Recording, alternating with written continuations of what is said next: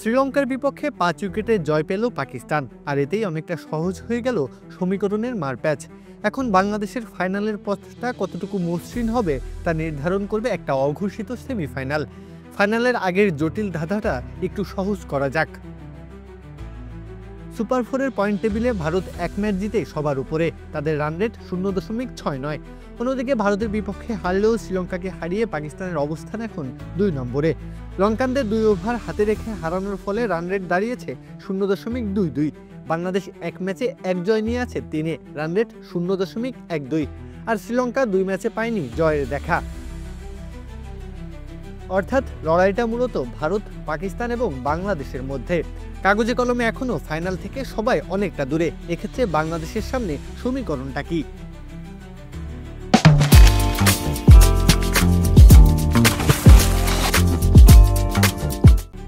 বাংলাদেশের হাতে এখনো বাকি 2 ম্যাচ, ভারত এবং পাকিস্তানের বিপক্ষে।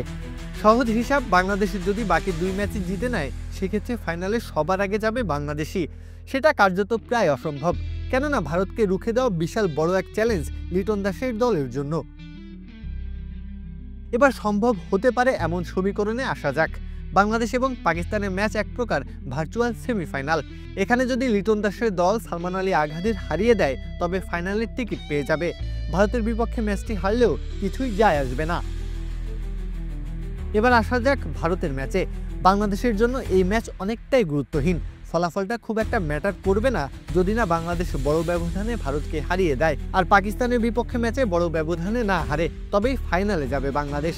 এক্ষেত্রে ভারতের বিপক্ষে লিটনদের জয় পেতে হবে 30 থেকে 40 রানের ব্যবধানে, অথবা 2 থেকে 3 ওভার হাতে রেখেই। সেটাও বাস্তবিক অর্থে প্রায় অসম্ভব। এমনকি শ্রীলঙ্কার সামনেও সুযোগ একেবারেই শেষ হয়ে যায়নি। বাংলাদেশ যদি ভারত এবং পাকিস্তানের সাথে জিতে যায় আর শ্রীলঙ্কার শেষ ম্যাচে ভারতকে হারাতে পারে তবেই লঙ্কানরা যাবে ফাইনালে। তবে তাদেরও পেতে হবে বড় ব্যবধানে জয়।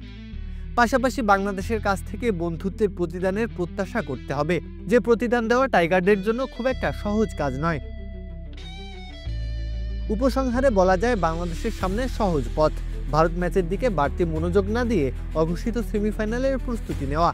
পাকিস্তানের বিপক্ষে জিততে পারলেই আরও এক ফাইনাল হাতছানি দিচ্ছে বাংলাদেশের সামনে। প্রত্যহ কাব্য, খেলা ৭১।